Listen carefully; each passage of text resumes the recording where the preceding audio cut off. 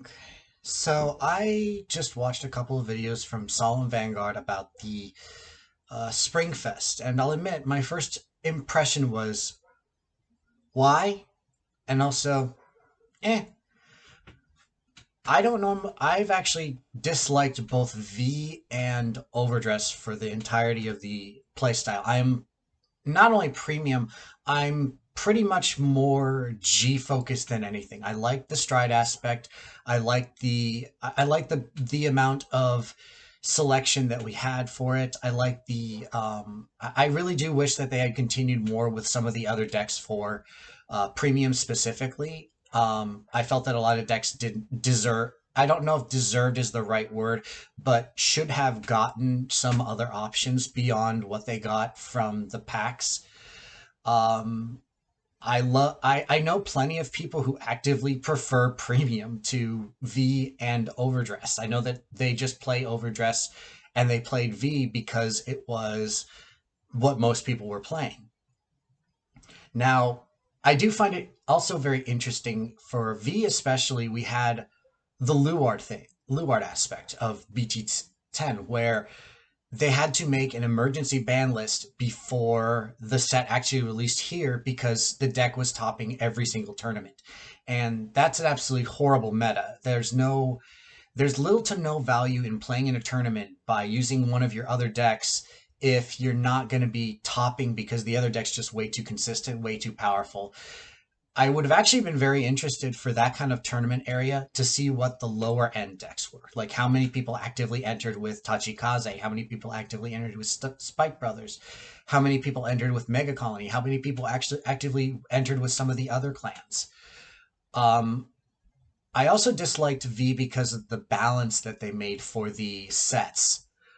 What V should have done as the first set, beyond releasing any units with force, any new PGs, any new cards, was release a set that just contained triggers for every single clan, as opposed to like it would be each clan had four cards, and it was a one critical, one front, one draw, and one heal.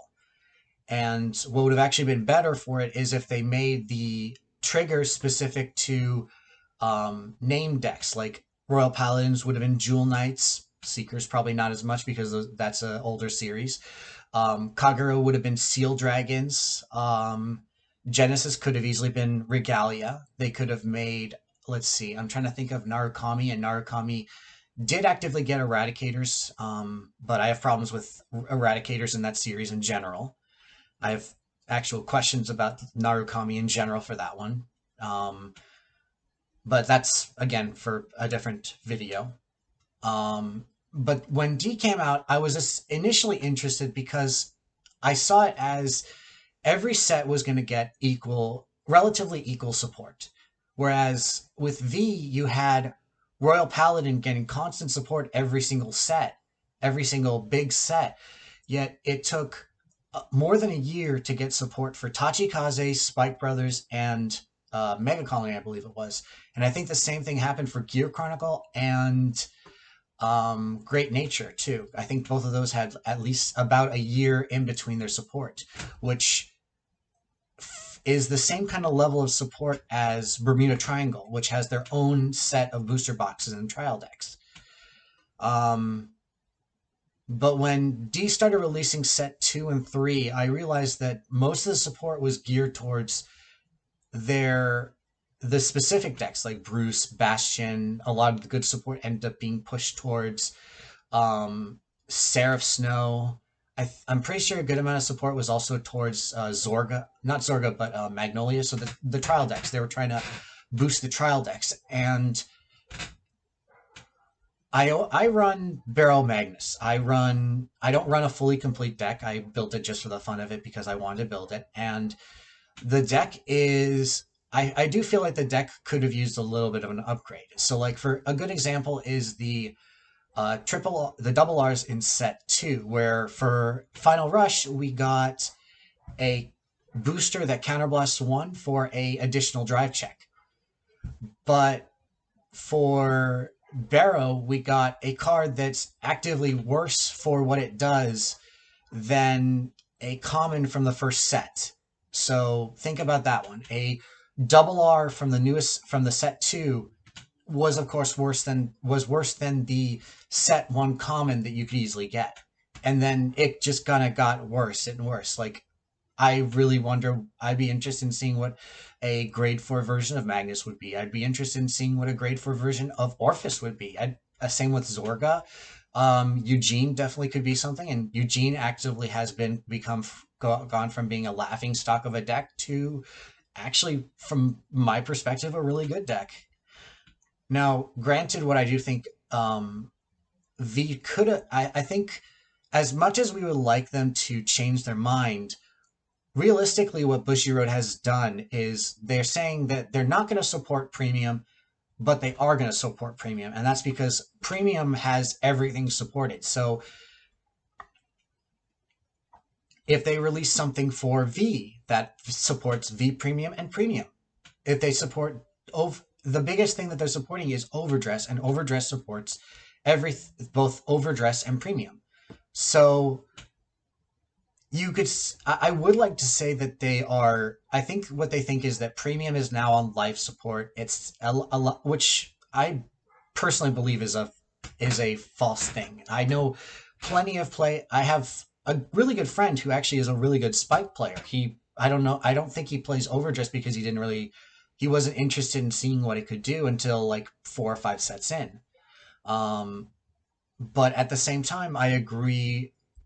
I understand both ends of it. I understand that Bushiroad is not necessarily interested in seeing what the top sets are, what players really need.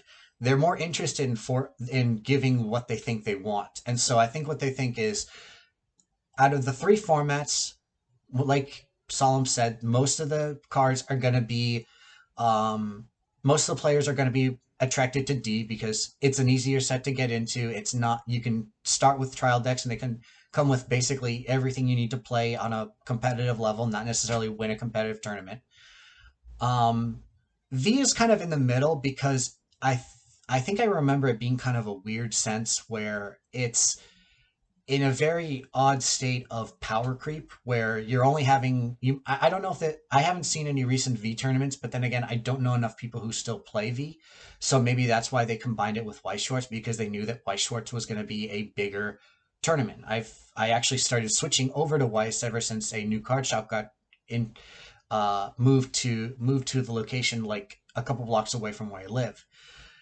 But premium is one of those really weird oddballs where it's got enough players to actively want to play it, and it's competitive enough because you have so many different ways of playing decks. You have different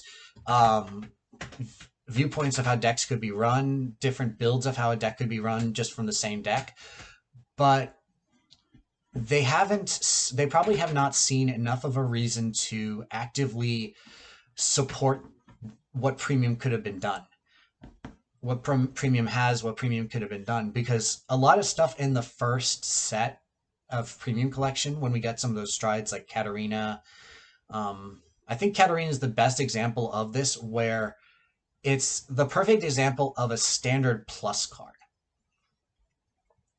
where it's really meant to kind of transfer a standard deck into a premium deck, not necessarily do something with what premium already does and does well. Because they abandoned a lot of the keywords. For Kagura, they abandoned Blaze. They abandoned Bloom for Neonectar. They abandoned Harmony for Bermuda Triangle. They abandoned Brave for Royal Paladin. They abandoned pretty much 90% of the game, but they kept the main stuff. What I think when they ended premium, because they had a lot of untapped potential that they just decided to ignore, what they should have done is V should have been a sidetrack for premium. It should have been, we need to think of new ideas, so let's go ahead and release some more stuff and kind of go in a roundabout way until we're back to where we were. Because I do think that a lot, I keep repeating this, I do think that a lot of decks were actively overlooked in favor of, well, storyline. because in G, most of the support went to Alt Mile for Royal Paladins. Most of the support for Near Nectar went to Asha, maybe a little bit here and there. Gear Chronicle, I won't say is necessarily the worst example because it was created during Stride, but again, most of the good support actively went to Chronojet. You had maybe like 90% going to Chronojet, 9% remaining going to Chronofang, specifically going to Chronofang Tiger, and then the remaining 1% was like extra stuff. It was either generic or Gear Colossus. I do think that, but what I do agree with the idea that they should either listen to the players or um, like they have. I've seen that they have like the comments concerns area, and I do think that that's underused. But I've worked for a company like Bushy Road, not necessarily in the aspect of it being a card game, but it being a Japanese game. And what it might be is that they're looking at the Japanese formats and noticing that certain areas are dying. And so they're applying that to the rest of the world.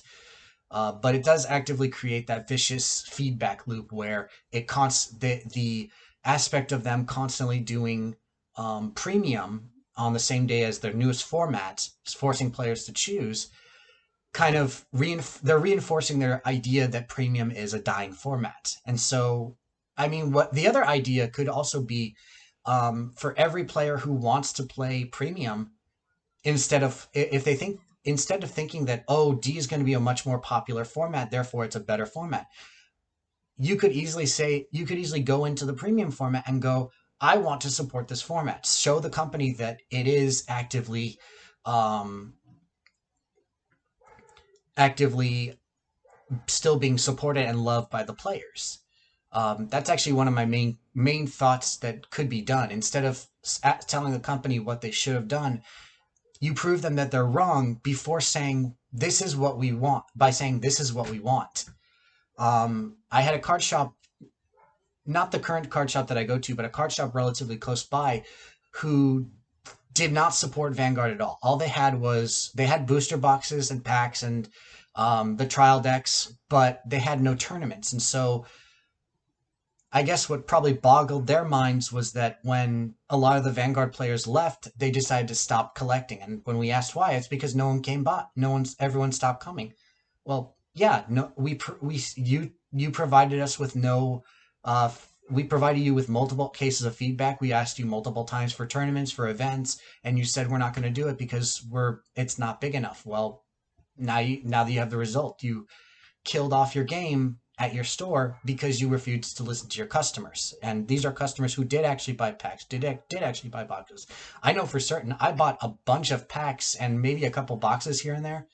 But I did actively support Vanguard at the location, and I did feel kind of I understand what people feel. It's definitely an undercut feeling for what Bushiroad is doing now, that they're really not listening to their clientele. They're saying, this is how we see it, and we see it as, so Overdress is currently one of the best formats, and Premium is one of the dying formats, and we're going to make it so that we can prove it. You either can choose one of the current formats that's getting supported mostly, that it might have a lot more players, or you can join the format which we think is dying. So what I do think is that we could, as a group, we could make the goal to just go to Premium instead of Standard. Now, personally, I will choose Premium over D any day of the week. I once again will say that I've disliked the format. I do think that the ride deck aspect of it is nice, but again, that's just personal thought processes. But that's how I felt about Vanguard during the last couple years. Say as I've been playing ever since I bought I think the first thing that I bought was it was a magazine, Caro Ace with two half decks in it, and that's where I started. And then I bought the next magazine, which contained a gold paladin, essentially a trial deck, but nothing like really big in it. I think the biggest thing was like a on drive check of a grade 3 +5. That was about it. But I've had fun with Vanguard for the last, what was it, 10 years, 9 years maybe. I know I quit in the middle during V when they released a lot of the stuff for the Shinamon arc. But again, that was something that I felt wasn't very strong. But that's my thoughts on it. So thank you for listening.